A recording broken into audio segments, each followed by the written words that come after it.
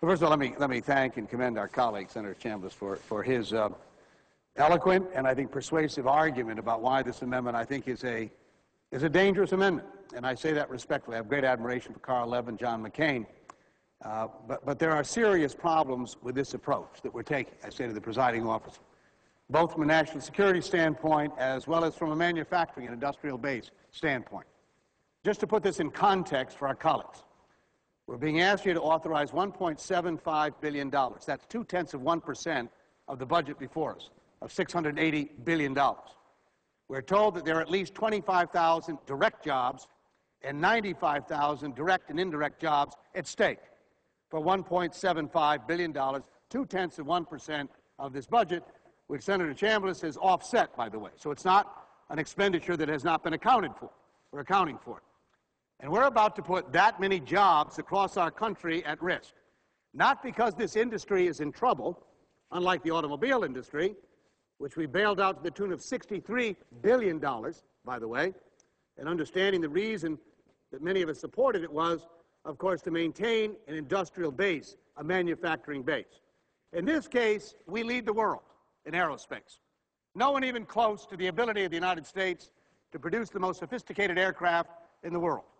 And yet, with an industry that's doing relatively well, although, frankly, commercial orders are way down, causing some serious problems, but that's a result of overall economic conditions, we're about, because we're unwilling to come up with $1.75 billion, 0.2%, to put those many jobs at risk, not to mention, of course, retreating on.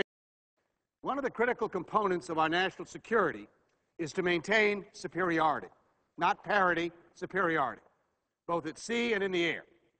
The F-22, by any estimation, is the most superior aircraft in the world, not even close in terms of competitors. And yet, with the numbers we have and the numbers you'd be relying on, we leave ourselves way short of the earlier projected numbers. And as Senator Chambliss has pointed out, the testimony over the years of those who advocated this program have been, I think, significant.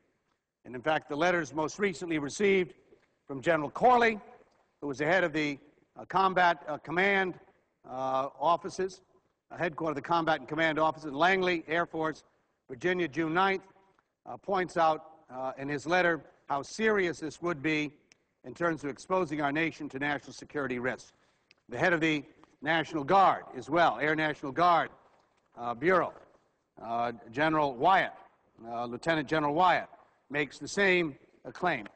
Chief of Staff Schwartz, before he changed his mind a week earlier, advocated the F-22 as well, the importance of it. So, Mr. President, from both a manufacturing perspective, a job loss at a time when unemployment rates are skyrocketing, this body is about to lay off anywhere from 25,000 to 90,000 people. At a time when unemployment rates are going up here, because $1.75 billion, we decided it's just too expensive at this juncture, even though we've offset it. We put that many jobs at risk, not because the industry is failing, not because it's a bad piece of aircraft, but because the Secretary of Defense and the administration have decided this program isn't worthy of our support. So explain to those 90,000 people, once they lose their jobs, get laid off, and they will, somewhere in that range, 25 to 90,000, why it was we decided today, because of 0.2% of the budget here, we decided to move in a different direction. Put aside, if you will, the $63 billion we've spent to develop this aircraft and what's at stake. So I raised these concerns expressed earlier by our military commanders. I mentioned General John Corley, Air Combat Command, Lieutenant General Wyatt, Air National Guard. Are there jobs at stake in my state? Somewhere around 2,000 to 3,000 jobs. Got word last evening that 1,000 jobs, by the way, are now gone as well because commercial orders are down. So anywhere from 2,000 to 4,000 people in my state. But I could not ask in good conscience, no matter how hard I care and deeply care about the people of my state, to make a case to my colleagues, stand up and oppose this amendment exclusively on that basis. But you ought to look nationwide, Mr. President, because it isn't just my state, it's across the country in this one program. So I raised concerns about what this amendment would do to our global competitiveness and discussed the potential harm to our economy posed by terminating the world's most advanced fighter jet. I raised concerns over the industry's ability to build the less sophisticated F-35, and it is a lot less sophisticated. An export model, one engine, not two. And the word stealth applied to the F-35 is a myth. It's not as stealthy, even remotely as stealthy as the F-22 here. But the United States and its allies are counting on buying over the next decade. Mr. President, I revisit these critically important arguments, and let's be clear on the context in which we are having this debate. The proponents of this amendment suggest that they are saving taxpayers valuable resources in terminating the F-22. And they claim that such cost savings are well worth the risk that General Corley and General Wyatt have warned us about. But, Mr. President, out of a total of $680 billion in the Defense Authorization Bill, this amendment is valued at $1.75 billion. That's 0.2% of the total authorization. And since the planes are fully offset, there are no real savings in this amendment. Instead, this amendment will come at enormous cost to our security and our economy. We're in the midst of a national manufacturing crisis, Mr. President. Everyone's talked about it. It's why we voted so much support for the automobile industry only a few weeks ago right here in this body. According to the Federal Reserve, July 15, 2009, Industrial Production and Capacity Utilization Report of about 4 days ago, manufacturing production has declined 15.5% nationwide between June of 2008 and June of 2009. We repeat that, over 15% decline in our manufacturing sector. And this quarter's manufacturing production is the lowest in 27 years, Mr. President, which was the previous low point in production since 1967, when the Fed started to keep track of this data. We in Congress have tried to respond to this crisis, passed the Stabilization Act, designed to relieve credit markets, get banks lending again. We passed the $787 billion American Reinvestment Recovery Act to stimulate the economy, boost demand in sectors, put people back to work. We provided $63 billion to Chrysler and General Motors to keep their production lines running, companies that were brought to their knees, at least in part, to their dismal business planning and severe mismanagement of their companies over the years. Additionally, the government has acquired unprecedented equity stakes in these companies. 8% of Chrysler we now own, and a whopping 60% of General Motors. I've not opposed these efforts. In fact, as chairman of the Banking Committee, I worked with my colleagues who represent those states to provide federal assistance through the legislative process. But we took this step because we were responding to a national manufacturing crisis. And we did it because we were responding to the dire and credible warnings about the potential impact of the auto industry's collapse, particularly in Midwestern states, which greatly depend on auto business. What I'd like to discuss, if I could briefly, another critically important manufacturing base and its economic impact, the aerospace industry. While my home state of Connecticut ranks 29th in population, it ranks 6th in total aerospace employment. 2008, according to the Connecticut Department of Labor, aerospace employed 36,000 residents in my state, so any discussion of terminating the jet production has an outsized effect on the people that I represent. But I would not be arguing this case for the F-22 if it were strictly a parochial matter, Mr. President. I don't think any of us have a right to do that, to ask 99 other people exclusively because of something happening in our own state to necessarily support us. The truth is, halting production on this fighter will have consequences for our industry's ability to continue and build aircraft for our military, and I want to lay out the argument for you. The expertise cannot be duplicated overnight of these people. These trained engineers, scientists, manufacturers, machinists are highly skilled and trained people here. I'm concerned that their skill sets and experience are being taken for granted without consideration for the peculiarities of jet engine construction.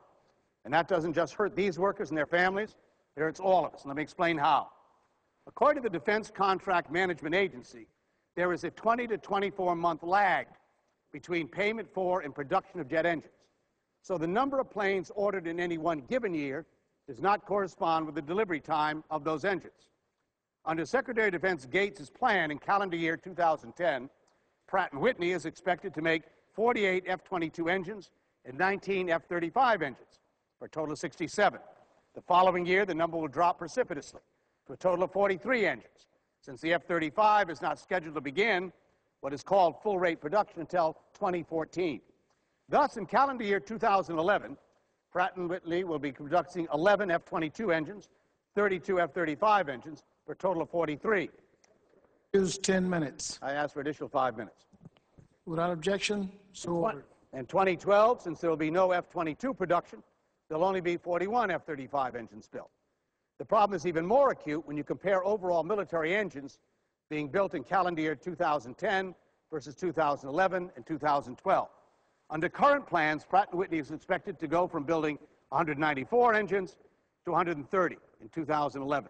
That's an average drop of 33% in work volume. So what will happen? What will happen, Mr. President, is the same thing that is occurring in manufacturing states all across the country. Layoffs. Thousands and thousands of people, not just in my state, but all across the country. In the absence of military aircraft work orders for 3 years, companies will be forced to tell the legions of highly skilled engineers, technicians, machinists, workers like Pratt & Whitney mechanics, who I introduced and mentioned last week, that they aren't needed right then. They need to retrain. They need to find another vocation. Then just 3 years later, after these workers have settled into new jobs, the Department of Defense and our allies will try to ramp up production for the F-35. But they won't be able to.